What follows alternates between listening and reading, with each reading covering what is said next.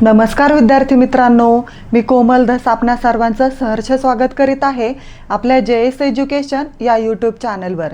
तर मित्रांनो, आजच्या व्हिडिओमध्ये आपण संख्या प्रकारातील मूळ संख्या, संयुक्त संख्या, जोडमूळ संख्या व सहमूळ संख्या हे संख्या प्रकार अतिशय सोप्या पद्धतीने अभ्यासणार आहोत आणि या संख्या प्रकारावर मी तुम्हाला काही इम्पॉर्टंट नोट्स देखील देणार आहे। हे संख्या प्रकार सर्व स्पर्धा परीक्षांसाठी खूप इम्पॉर्टंट आहेत। त्यामुळे आजच्या व्हिडिओमध्ये आपण या संख्या प्रकाराची परिपूर्ण अशी तयारी करून घेणार आहोत। आपण जर चॅनलवर नवीन असाल तर आपल्या चॅनलला सबस्क्राइब करा आणि बेल आयकॉनला देखील क्लिक करा, जेणेकरून आपल्या नवीन व्हिडिओची नोटिफिकेशन सर्वात आधी आपणापर्यंत पोहोचेल। चला तर वळूया आपल्या घटकाकडे। पहिला संख्या प्रकार पाहूया, मूळ संख्या। मूळ संख्या कोणत्या संख्यांना म्हणतात? तर ज्या संख्येला फक्त 1 ने आणि त्याच संख्येने भाग जातो त्या संख्यांना मूळ संख्या असे म्हणतात। ज्या संख्येला फक्त 1 ने व त्याच संख्येने निशेष भाग जातो त्या संख्येला मूळ संख्या असे म्हणतात। उदाहरणार्थ 11, 23 या मूळ संख्या आहेत। 11 ला बघा कोणत्या कोणत्या संख्येने भाग जातो? फक्त 1 ने आणि 11 नेच भाग जातो, म्हणून 11 ही संख्या मूळ संख्या आहे। आता 23 ला पाहूया। 23 ला कोणत्या कोणत्या संख्यांनी भाग जातो? 23 ला फक्त 1 ने आणि 23 नेच भाग जातो, म्हणून 23 ही देखील मूळ संख्या आहे। ज्या संख्यांना फक्त 2च विभाजक असतात, पहिला विभाजक 1 आणि दुसरा विभाजक तीच संख्या, त्या अशा संख्यांना मूळ संख्या असे म्हणतात। ज्या संख्येला फक्त 1 ने आणि त्याच संख्येने भाग जातो अशा संख्यांना मूळ संख्या असे म्हणतात।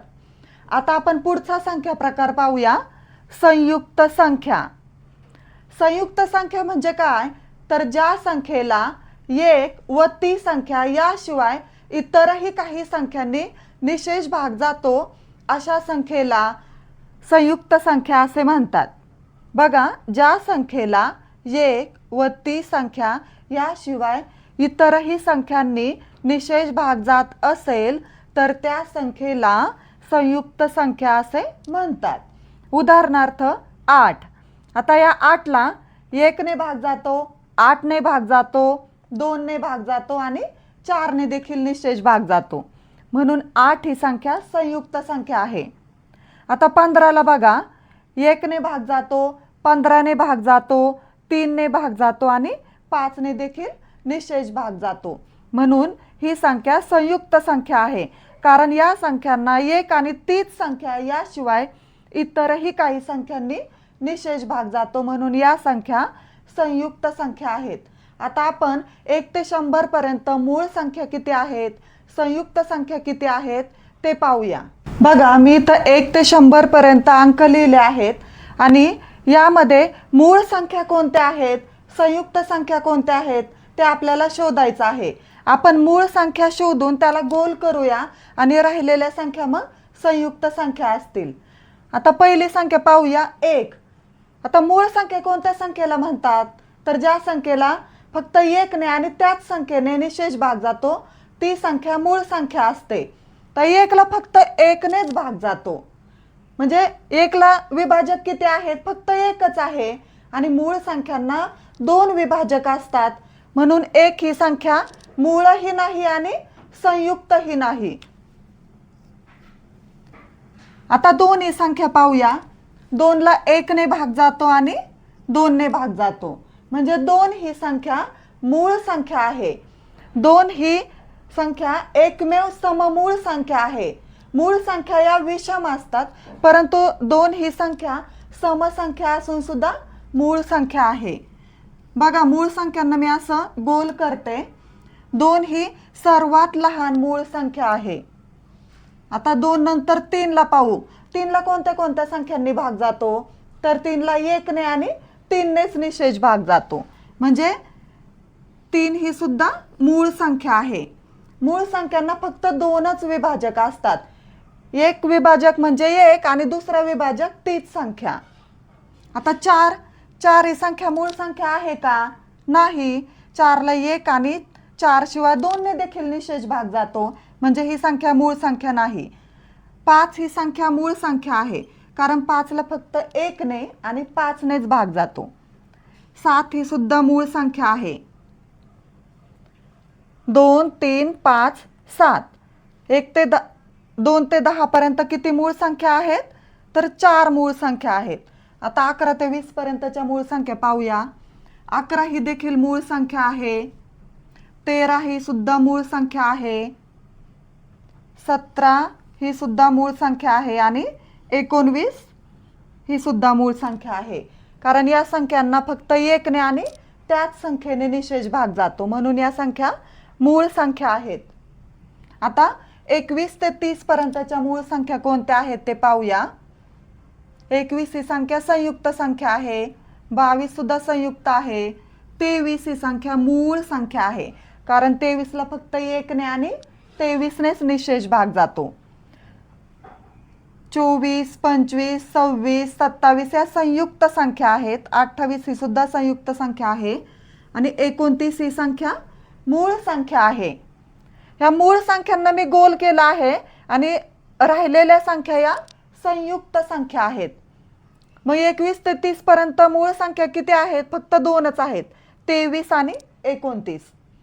आता 31 ते 40 पर्यंतच्या मूळ संख्या पाहूया.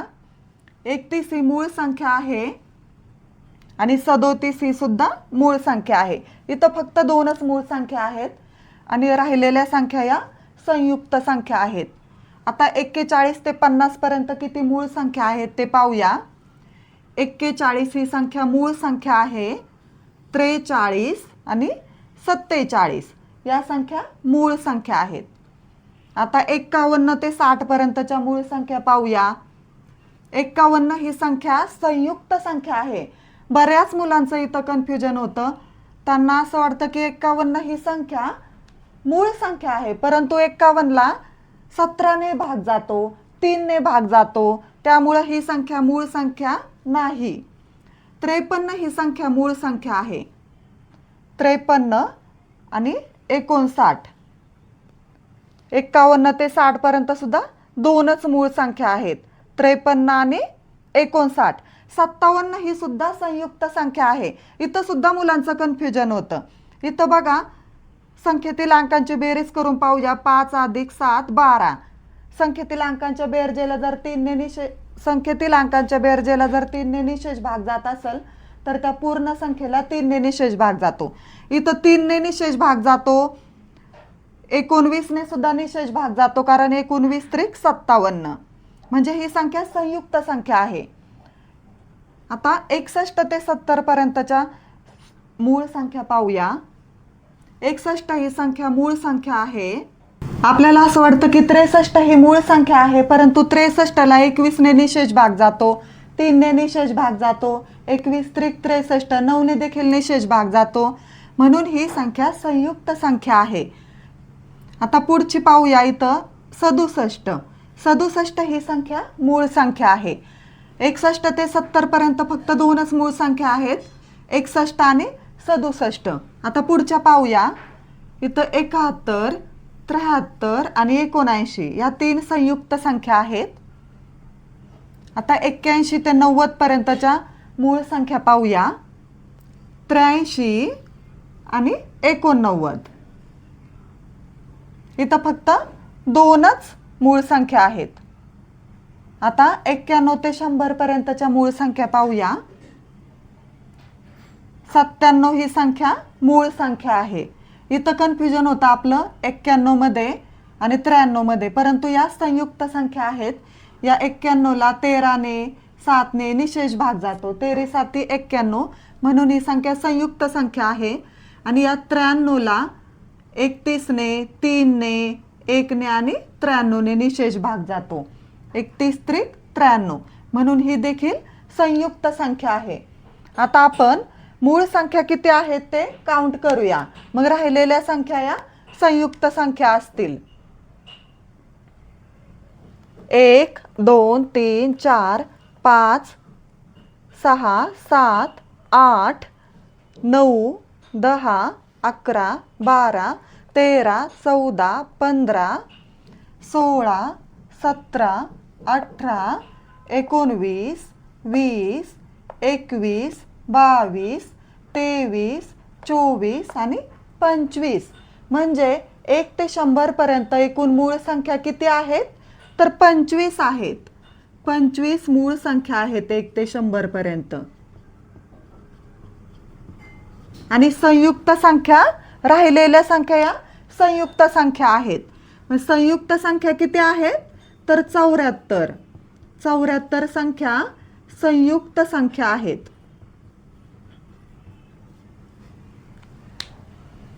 एक ते 100 पर्यंत एकूण 25 मूळ संख्या आहेत आणि 74 संयुक्त संख्या आहेत.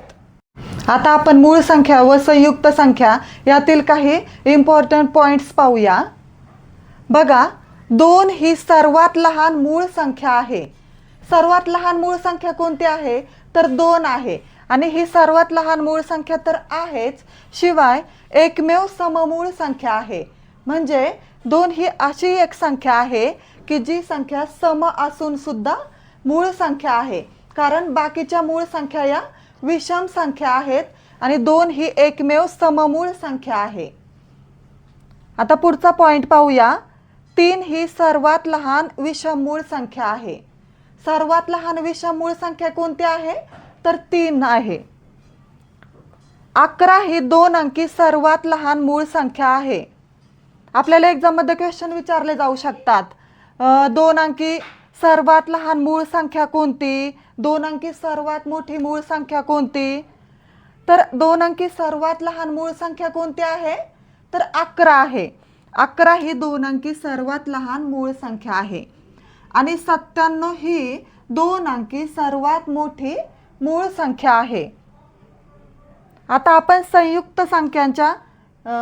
संख्यांचे इम्पॉर्टंट पॉइंट्स पाहूया. सर्वात लहान संयुक्त संख्या कोणती आहे? तर 4. 4 ही सर्वात लहान संयुक्त संख्या आहे. आणि 10 ही 2 अंकी सर्वात लहान संयुक्त संख्या आहे. 2 अंकी सर्वात लहान संयुक्त संख्या कोणती आहे? तर 10 आहे. आता पुढचा पॉइंट पाहूया. 9 ही सर्वात लहान एक अंकी विषम संयुक्त संख्या आहे. 9 ही संख्या विषम संख्या आहे, संयुक्त संख्या आहे आणि एक अंकी सर्वात लहान विषम संयुक्त संख्या आहे. यावर देखील एक्झाम मध्ये क्वेश्चन विचारला जातो. सर्वात लहान एक अंकी विषम संयुक्त संख्या कोणती? तर 9 ही संख्या आहे. सर्वात लहान एक अंकी विषम संयुक्त संख्या 9 आहे. आणि 2 अंकी सर्वात लहान विषम संयुक्त संख्या कोणती आहे? तर 15 आहे. बघा, 15 ही सर्वात लहान 2 अंकी विषम संयुक्त संख्या आहे. हे इम्पॉर्टंट पॉइंट्स आहेत. आपण याचा स्क्रीनशॉट मारून घेऊ शकता. आता आपण अजून काही इम्पॉर्टंट पॉइंट पाहूया मूळ संख्या आणि संयुक्त संख्यांचे. 1 ते 100 पर्यंत 25 मूळ संख्या व 74 संयुक्त संख्या आहेत. 1 ते 100 पर्यंत मूळ संख्या किती? 25 व संयुक्त संख्या 74 आहेत. 1 ते 50 पर्यंत 15 मूळ संख्या आहेत. आपल्याला जर फक्त विचारलं 1 ते 50 पर्यंत मूळ संख्या किती आहेत, तर किती आहेत? 15 आहेत. 1 ते 100 पर्यंतच्या मूळ संख्यांची बेरीज 1060 आहे. 1 ते 100 पर्यंतच्या मूळ संख्यांची बेरीज किती आहे? 1060 आहे. मूळ संख्यांचा मसावी 1 असतो व लसावी त्यांच्या गुणाकारा एवढा असतो. मूळ संख्यांचा मसावी नेहमी 1 असतो आणि लसावी त्यांच्या गुणाकारा एवढा असतो. हे पॉइंट्स आपण नोट डाऊन करून घेऊ शकता, जेणेकरून एक्झाम मध्ये आपल्याला कशाही प्रकारचा क्वेश्चन विचारला तरी तो आपल्याला इझिली सॉल्व्ह करता येईल. आता आपण पुढचा संख्या प्रकार पाहूया, जोडमूळ संख्या.